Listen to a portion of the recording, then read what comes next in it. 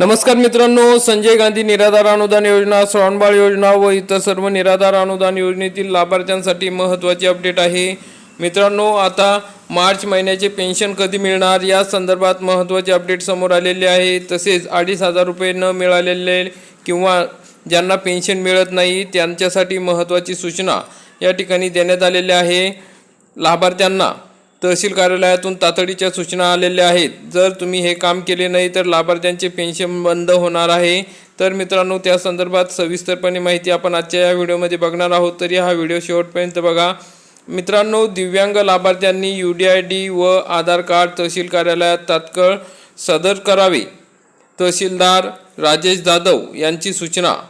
मित्रांनो, आपण या ठिकाणी बघू शकता, मुखेड विशेष सहाय्य योजनेअंतर्गत लाभ घेणाऱ्या सर्व दिव्यांग लाभार्थ्यांनी आपले वैश्विक ओळखपत्र व आधार कार्ड तात्काळ तहसील कार्यालयात सादर करावेत, असे आवाहन तहसीलदार राजेश जाधव यांनी केले आहे। राज्य शासनाच्या दिव्यांग कल्याण विभागाच्या सूचनेनुसार विशेष सहाय्य योजनेअंतर्गत लाभार्थ्यांचे UDID कार्ड आणि आधार कार्ड संलग्नीकरण करण्याबाबत स्पष्ट निर्देश देण्यात आलेले आहेत। मुखेड तालुक्यातील विशेष सहाय्य योजनेअंतर्गत लाभ घेणाऱ्या सर्व दिव्यांग लाभार्थ्यांचे UDID व आधार कार्ड संलग्नीकरण तात्काळ व पूर्ण कार्यवाही करण्यासाठी तसेच प्रलंबित प्रकरणांचा तपशीलसह संपूर्ण व अद्ययावत अहवाल सादर करण्यासाठी UDID व आधार कार्ड सर्व दिव्यांग बांधवांनी तहसील कार्यालयात संजय गांधी निराधार व श्रावणबाळ योजना विभागातील नायब तहसीलदार यांच्याकडे जमा करायचा आहे, अशा सूचना या ठिकाणी दिलेल्या आहे। ज्या दिव्यांग बांधवांनी कागदपत्रे नाही दिल्यास होणाऱ्या गैरसोयीबाबत व अनुदान बंद झाल्यास लाभार्थी स्वतः जबाबदार असतील, असे तहसीलदार जाधव यांनी म्हटले आहे। तर मित्रांनो, यांनी स्पष्ट सांगितले की दिव्यांग कल्याण विभागाकडून सर्व ठिकाणी सूचना आलेल्या आहेत, त्यामुळे UDID कार्ड आणि आधार कार्ड संलग्नीकरण करणे हे बंधनकारक करण्यात आलेले आहे।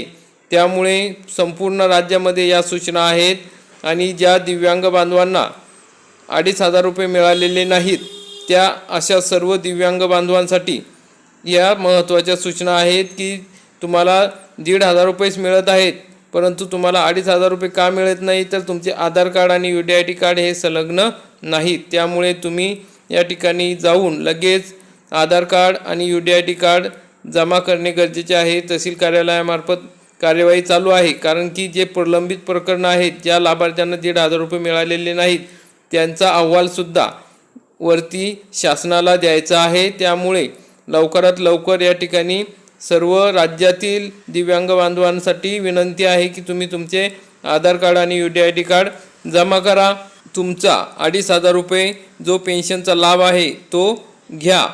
तर मित्रांनो, अशा पद्धतीने आता या सूचना आहेत आणि सर्व लाभार्थ्यांना प्रश्न पडलेला आहे की मार्च महिन्याचे पेन्शन कधी मिळणार।